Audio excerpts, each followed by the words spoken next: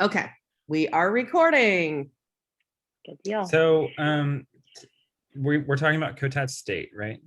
Yes, Mhm. correct. Okay, so what are some of the, did you already build a base at all, or?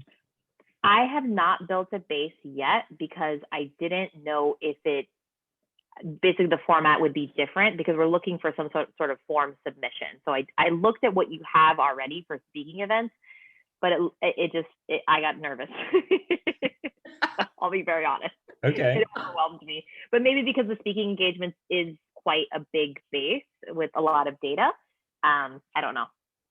So what are you all trying to, what's the tasks that you're trying to sort of collect information about, and how are they connected to other tasks that you all will do? So sort of like walk me through the process of what this is going to help you do. Good question. Well, I'll go first, and then Nikki, you may. Yeah. be No, able to jump in, say it Stephanie. more That's great. eloquently. So we have things narrowed down on the COTAD State Initiative. We have that the goal of it is to network and connect OT practitioners and potentially OT students whose programs don't yet have COTAD chapters. And we want to connect them with information about JEDI, as well as to increase awareness and access to resources through COTAD. And then finally, to promote the benefits of membership and participation in COTAD activities. So it's, in a way, it's sort of a marketing tool, I guess. Here's the tip of the iceberg. You should be a member or get involved with COTAD and you could have more, kind of thing. So our target audience is individual OT practitioners and the students without chapters. And we essentially are just going to have 3 deliverables, really, 3 different things that anybody can access. And each of them will have like a basic thing that'll be just available for anybody to access. And then a second tier thing that'll be for COTAD members, encouraging them to join. So when they sign up for one of those things, like one is just it's all about COTAD, and it's a guided exploration of the history and mission of COTAD. So it'll just be, basically like showing through the website and that kind of thing. How can people get involved? And then another one is, why start a COTAD chapter? Why help support COTAD chapters? So that's kind of what we're hoping is that, and Nikki really came up with the idea of having an intake form so that if somebody wants these materials, we know who they are, what they want it for, what they're doing on their own, that kind of thing. And then we get the stuff to them. And I mean, it'd be even cooler if, I don't know if this is, if Airtable has this capacity, but if it could automatically send them the stuff if they fill this stuff out or something like that. But if not, we can do it. So it can. Okay, I had a feeling. Yeah. I think I haven't played as much with that that feature as much, but especially if it's just like a link to a Google Drive or something like that, then that definitely we can do. Okay. Like I haven't played with like actually sending an attachment via Airtable, but if we can send text and links very easily, I've done that before. Okay, cool. Yeah. But I guess that's sort of the question for you all, is like Airtable is best if there's like lots of things connecting with other things. But if it's just like a straightforward task where like to have something emailed out based on that, that's fine. It's just, and you can do that and collect it in an Airtable base. But that's also probably, well, I don't know if Google Sheets can do that, or Google Forms can do that or not. But I'm just saying this, like, you don't necessarily have to use Airtable if you feel like most comfortable in Google Forms, and it's just like a one-step process of like people submit a form and then something is sent to them. Airtable can do that sort of automatically, I think. But it just is, I just don't want you to overcomplicate it. Yeah. If there's other things you then want to do and be able to sort through information or connect those people to like other things within the base, like other pieces of information, you know, do you want them to submit, do you want to be able to connect them to a different state association or something like that, you know, those sorts of things. So Airtable works best when you have like multiple different types of information that you're trying to show relationships between, and have sort of the information be updated based on those different relationships. And so if you just have like one piece of information or one sort of group of information that you're trying to collect, then it's essentially just going to work the same way a Google Sheet would through Google Forms. What Google Forms doesn't have is like the relationalness of it all. So being able to say, okay, here's a speaking event, here's a request, and then let's connect the now the COTAD board member who met that request. You know, it's like allowing all of those relationships to exist between different data points. And so that's what's going to be helpful for you all if you think about the different data points and how you want them to relate to each other. That's going to be a really good way to think about building the base. The other way to think about it is, what's your process in using this information? So for example, in COTAD chapters, we have now like a COTAD initiation form where essentially they fill out this form, and at the end of the form it has a bunch of information for the next steps, and then it sends them to another form and they fill all that out once they've done all those steps, and then it sends them to another form so that Arame doesn't have to like walk them through all of that anymore.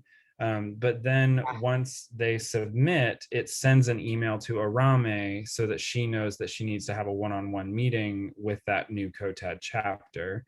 And so then once she does that, she's able to tell them, okay, here are the 3 links that you need to submit these other documents to that is still in the base. And it connects all of that information together from what they've already submitted in the whole first process. So if you can think of like a flow of how you want to use this information, or at what points you need to be taking action based on information, that's also a helpful way to think through how to build the base. Yeah, that's really helpful. I'm not sure if I understood the full capacity of all this before, but I think I'm getting it. Yeah, I think, and we're planning to build out these materials over time. So it may be that, you know, somebody goes through it and then answers some questions like, what have you already done? What are your goals? And then based on that answer, it sends them something, and then sends Nikki and me something, or, you know, we're talking about getting emails through the website now. So maybe it gets sent to COTAD State at cotad.org or something, you know, something like that. And then one or of us checks it, and then we can check back in with those people, or maybe we have it send an auto-generated thing like a few days later saying, did you want a follow-up call or something like that. I guess we don't know the process like Arame does yet, because this is all new. Mm-hmm. Yeah, so I think that's it's helpful to know that, and we can start with like a very simple base that just collects the information that you want from people. The other thing that we might want to think about is, like, for example, if someone says, oh yeah, I am a member, but they're not actually a member. Yeah. I don't know, like, it would be, I'm trying to think about, like, I don't know how Emily manages membership, or if like there's a way for us to get a regular update of members in COTAD State or something like that, so that it could automatically like check to see if they're a member or not. Or because right now I would assume that you all would probably have to do that manual check, because they could just tell you they're a member and they're not. People aren't honest always, unfortunately. Yeah. Well, and sometimes I think it's confusion. Like they may not know their membership has lapsed, or they think they paid for this and it was their state association or something like, I mean, I wonder if we might eventually want to get membership numbers, maybe. I don't know if that would help. I was just thinking that, Stephanie, if there were membership numbers assigned, or if that's already integrated into what Emily has, and it's just not something that we see on this end. It may be. That's a good point. And this is kind of prime time to bring that stuff up because we are meeting with that web designer tomorrow and I can ask her. Well, and do you know what web platform you all are considering? Squarespace. Squarespace. Okay. Yeah. Because another thing to, oh, sorry, continue. Oh, do you have an opinion on that one? I don't have any opinions about any platforms. Okay. I don't really do I don't do website development. I've only engaged with MemberClicks as a site. But the question I'm thinking about is like a lot of those sites that have memberships allow you to log in as a member. And so that's one thing, that like sort of takes out that process for you of having to check if someone is a member because they just log in as a member and then they have access to these resources. What I would imagine is this, and again, some of those sites might even have some of the sort of reporting if somebody submits a form or something that Airtable also does, but that I don't know if they have the sort of relational capacity that Airtable does. And so I would think about Airtable could be a form for people who are interested in COTAD state. They can get that first, information about COTAD, like you're talking about. But then once they become a member, then they just know that this is where they can access these other resources. And then what the other sort of thing that I can envision is, you could use Airtable to schedule appointments with people, or like have office hours or have someone request a certain time to meet with you or, those sorts of things. I don't know what you all are planning when it comes to like COTAD state consultation or something like that, or when your meetings are happening. But if you wanted someone like to be able to just sort of submit like, here's some times I would be available, or if you already wanted to give them some options, as if like you all sort of have COTAD state office hours that have slots in them, we could also create that sort of thing. It's not as intuitive as some of those other apps that's sort of like what they're meant for, like Schedulely or whatever those Instagrammers use.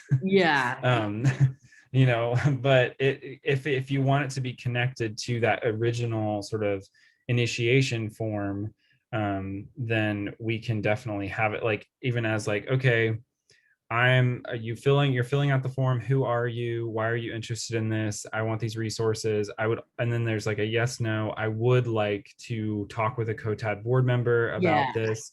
And then when they click yes, an option comes up for them to choose from a list of options that you all have. And then we can have an email sent to you whenever one of those options is chosen or something like that. So that's like cool. Essentially like a relationship, right, between scheduling and someone submitting something. And so Airtable would be helpful in doing that. Okay. Yeah, that's really good. Yeah, I like this consultation idea, Ryan. I like that. Yeah, I think for right now, we're really not trying to get a bunch of one-on-ones because I think what we've seen is that if we let them, other people will have us make all their materials and do all their presentations. And, we all know that's part of how you learn, is to collate that on yourself. And rather than just saying like, hey, COTAD, can you talk to them, and nothing ever changes. So when you say you're wanting to promote COTAD through this, when I hear COTAD state, I think you're going to be a consult for state level policy around DEI and occupational therapy. It's more. That's what I hear when I hear COTAD state. It's more that we want to facilitate that within the state. at the state Okay. level. So we don't really want to do that lobbying and that sort of thing, policy change type thing.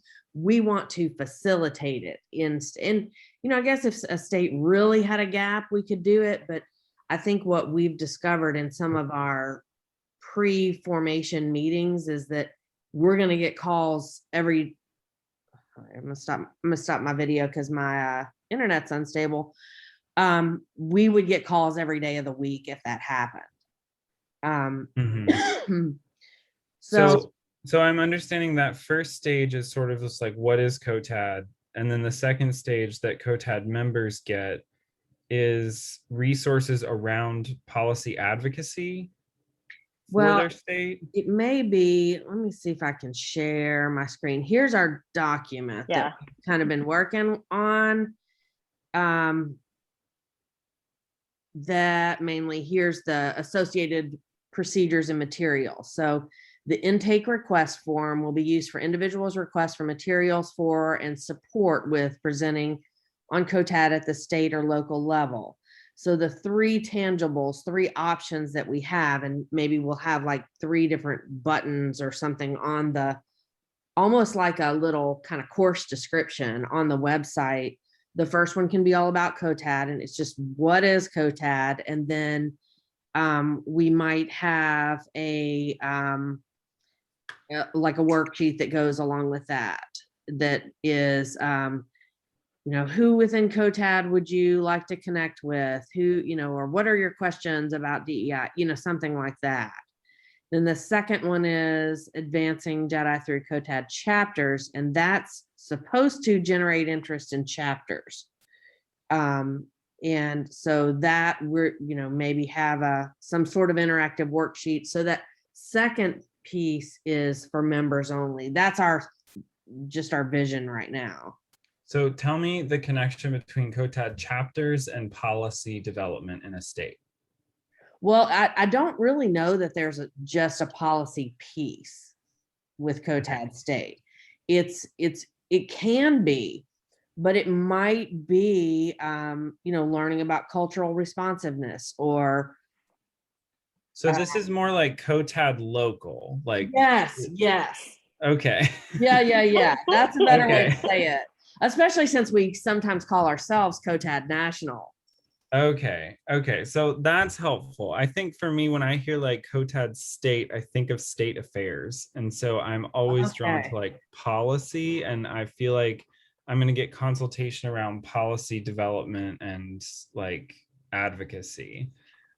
Which, yes, I mean, Jedi is advocacy all around the board. But for me, it's almost like Hill Day, but COTAD. Okay. That's interesting. Yeah. So I don't know if that's something you might want to workshop with some people and just see if like COTAD local, not to like totally shift it or anything, but that's what I've always thought when I've heard you all talking about COTAD state. I always thought it was going to be policy development and like state level, thinking about DEI for healthcare and like OT specifically and that sort Well, I of think thing. I would say there might be some of that within it, especially as some states have already formulated DEI task forces or special interest sections.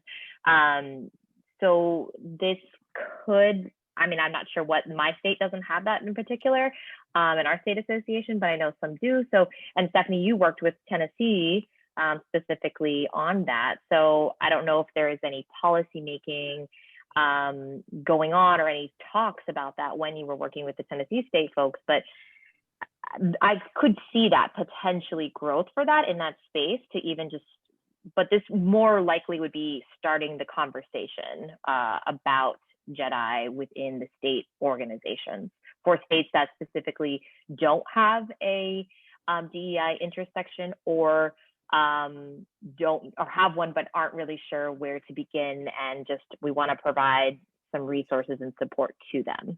So it sounds like your target audience isn't necessarily, it's state associations then and sort of state local actors.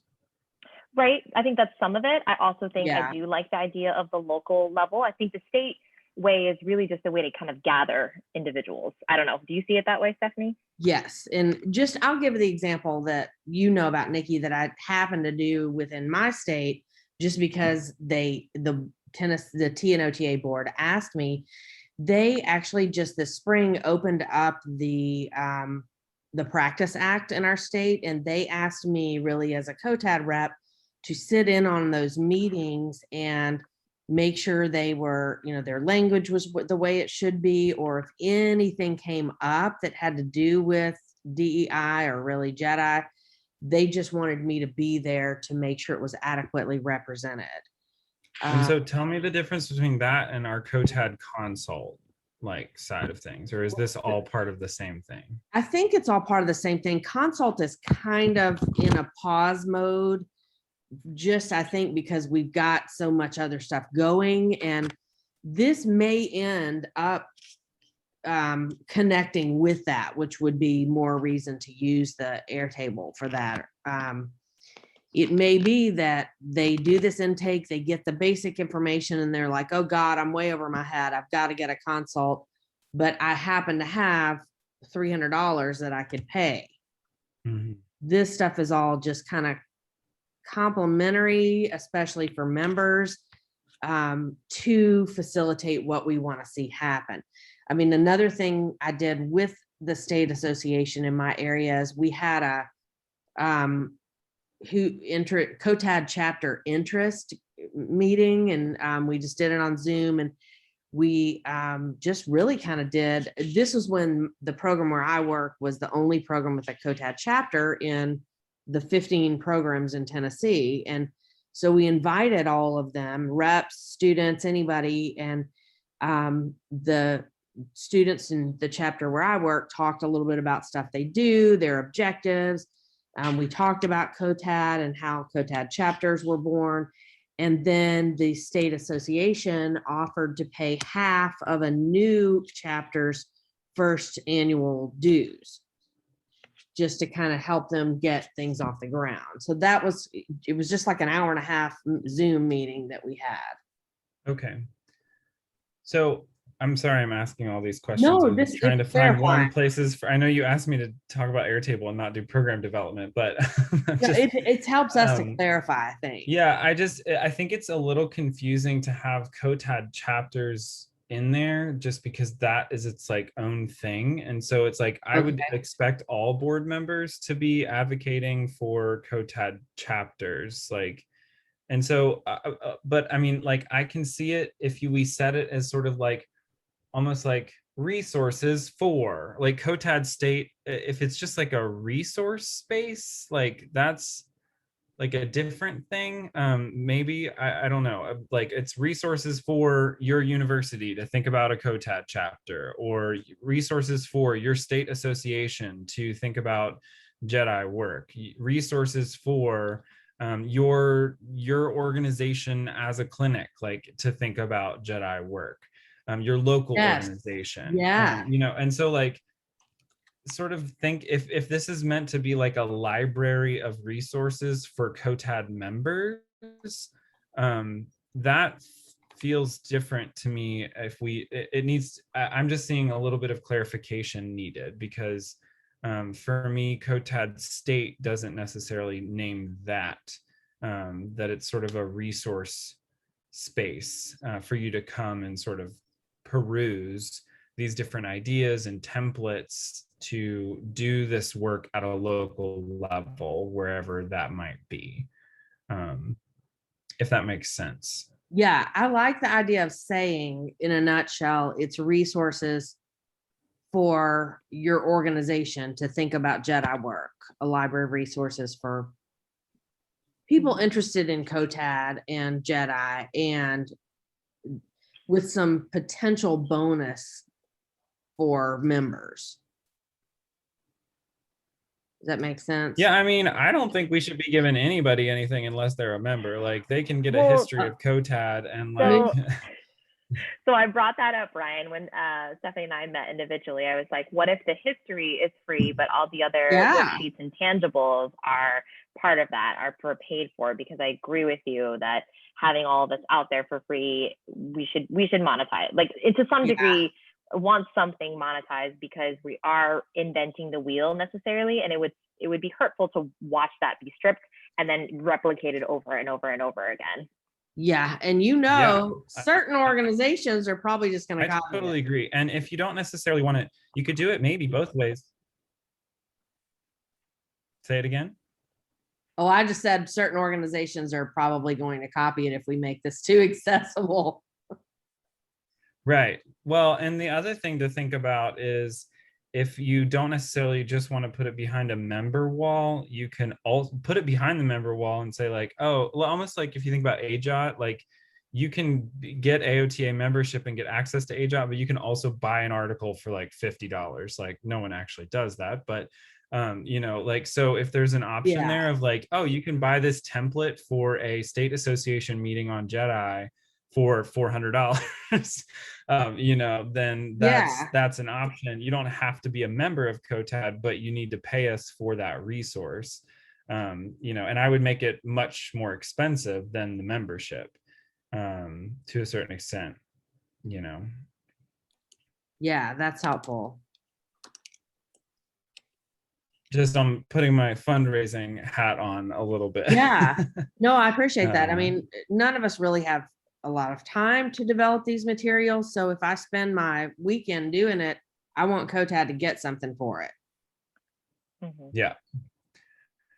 Well, and I mean, if it really is I would, if you all are okay, I would maybe suggest telling people it's the beginning of, like the resources pool is the beginning of COTAD state, and maybe like give people a little bit of a taste of like, yes, maybe consultation in the future, maybe facilitated discussions, like more sort of products that can be actively used within the state like space and local organizations.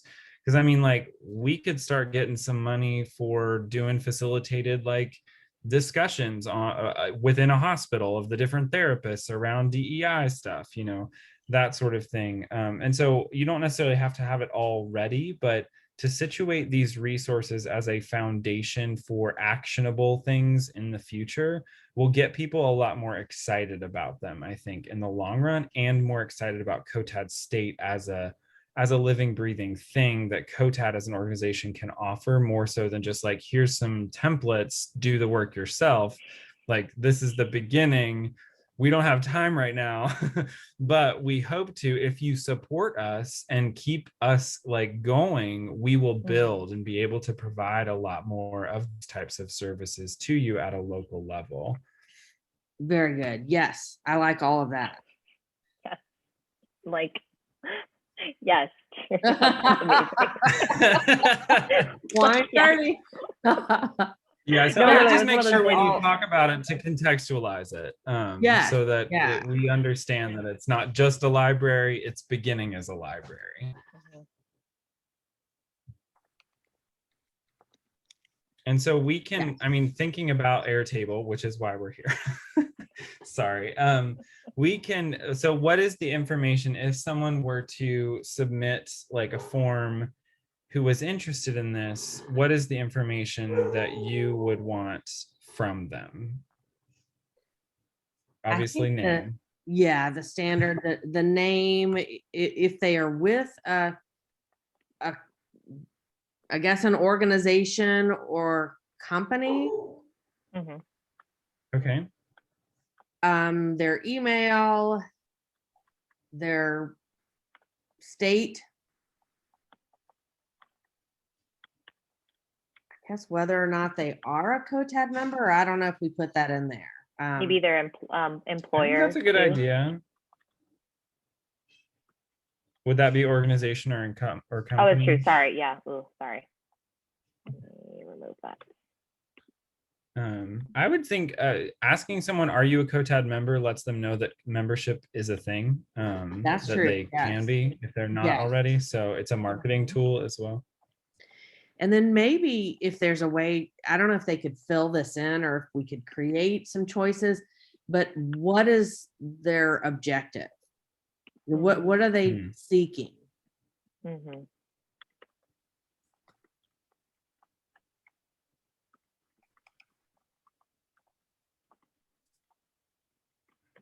Okay.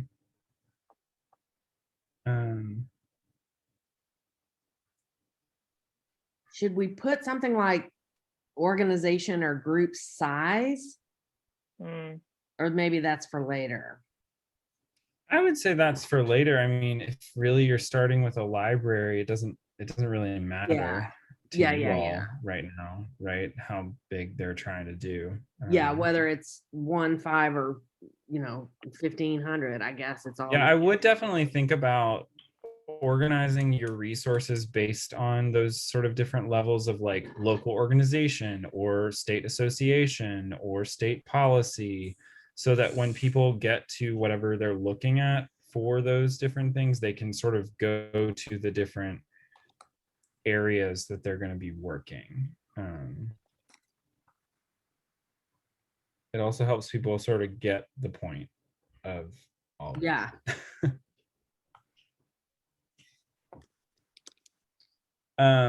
yeah, so I mean, I think this would be, I mean, it's a very simple Airtable. It's a very simple base at this point.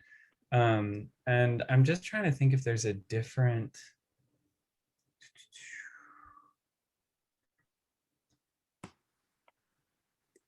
we don't really have any other, we don't like have a membership database. So that would probably actually be the best one for you all to just tag this onto. But the COTAD state one, we can just start simple. And as you all develop this, we can add more things. So I'm looking at it right now. This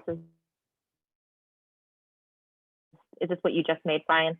Yeah, and it's literally just like a skeleton that it's the automatic thing that pops up when you do from scratch. Yeah. That's what I was just looking at right now. And that's why I had thought about playing with it, and it just overwhelmed me in that sense. So would you think, in terms of what we've collected, right? I just wrote down a couple of things we thought we would need, or data we would want from people. Would it be better to start that in a grid form or in a form view? Like, what do you, because eventually it's going to be viewed as a form. Those are the same thing. Yeah, so I can show you just a couple examples. I can't share my screen right now. Stephanie, could you allow? I'm so used to being on my own Zoom that I make you a co-host. How about that? That I don't know how to do the settings because I just always leave mine open. Can see if you can do it now. Okay. Yeah. So with the form, essentially what I recommend people do is actually create it in the grid first, usually. But automatically the form will be created. Will be populated. Okay. Yeah. And then you can have everything there and hide what you don't want in the form. And you can change the questions and whatever, because otherwise you might have to, like, if you do it in the form, you'll likely type out the whole question of like what you're asking, like what is the objective of this? Whereas in the grid form, you can just put objective. And you don't have to have like the whole question there. And then in the form, you can update that and it won't change the name of your your column. Yeah, so I mean, what I also usually do is don't use this as like a people type their name in, because automatically people will have like 6,000 different ways of typing a name in, and it really isn't helpful when you're trying to like do form letters or things like that. So I always do just a single line of text, and always do like first name, well, and if it will work, and then just duplicate it to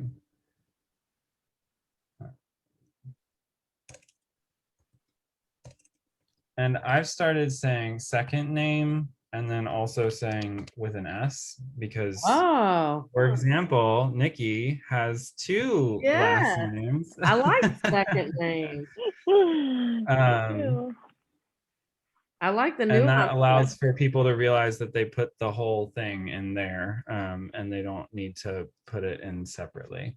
Yeah, and then essentially you would just, here is you just write a formula to that essentially says first name and space and last name. Ooh, where's second name? So if I write then LaValley, it will put both of those over there instead. So yeah, and then the rest is really just, creating that email field, creating the organization. Usually that's probably going to be a type. If you want the states, you can make it like a single select where you have all the options for the states, because otherwise you'll have people typing in North Carolina or put typing in NC NC or that sort of thing. And so with that sort of data, you really probably want to make sure that it's all the same, so you can group it by state, or because that's another service that y'all might be able to provide, is like if you have a bunch of people in one state who are all reaching out for assistance, you can just say like, hey, y'all get together. Y'all have all separately reached out, like let's have a meeting and talk about the fact that so many of y'all want to do this work, and you can just do it. And so you can be sort of like a funneler of facilitation and collaboration. But making sure the data works is helpful there. And so if we also have we can do a single select here for member and say, I am a member. I always recommend whenever you're doing these, if you can, to not just have yes, no, like actually say out what they're answering. Like, I am a member, I am not a member. I like that too. You're so good at this, Ryan. Because sometimes it can get confusing with the language of like, yeah, just have people know what they're saying. And colors are important, I think. So I always make the one you want them to answer. Oh yeah. Answer red, because it's like, oh, I have to hit the red one. Subtle messaging.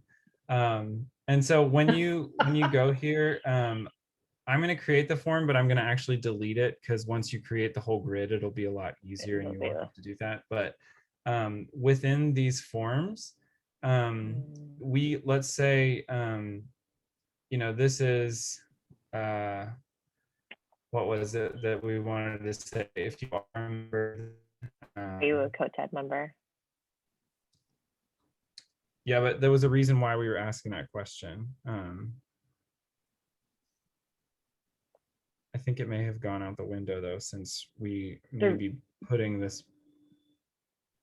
Are you saying the reason why we're asking if people are COTAD members? Yeah. Well, that was if we knew, because hopefully some of these things will be monetized and to support kind of the marketing of COTAD membership, right? So that was the overall goal. Yeah, so you might say like, which COTAD state resources are you interested in? Or something like that. And then here we can make this so that, they can, click all of the ones. We can change this to a multi-select, which means people can select more than one, and it might be like facilitated discussions and state representative tentative scripts and other things. And so you can have that there, and then they can choose those things. But what we would do, and just so that you can see the functionality of it here, if you click into this, and you can limit what they can choose, so you can, if you don't have things available at a certain time, like if you're not ready to offer something, or maybe you ran out of something, I don't know, you can just turn that off. And so it's still in the system, but it's just not available for them to click. And then this one is a conditional. So it makes this question a conditional. So if you choose the member. If the member is yes, then this question will pop up. If they're not a member, then we know that they're only interested in the not a member things, right? Likely. I mean, again, this is just an example, so we can play around with it. We can have them say, I'm interested in all these things, and then it'll say like, well, you can only have these because you're not a member.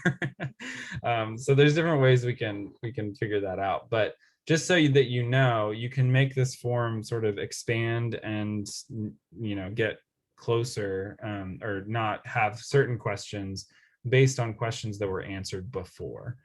So the conditionals are available. And it can be multi-conditional. You just have to choose it based on the field and what you want it to be. Nikki, do you know how to build have you done this on other tables, I guess? Not necessarily this form piece, but I am a little bit more familiar with Airtable because of the case study library. So yes, I have played with the putting in the information and the different types of selections and stuff a little bit. Okay. So, it does remind me of like setting up a Google survey or poll or whatever they call it. Yeah, the thing with Airtable is it functions really similar to Google Forms and Google Sheets. It's just that, like, imagine having 5 of those and they all have relationships with each other. Yeah.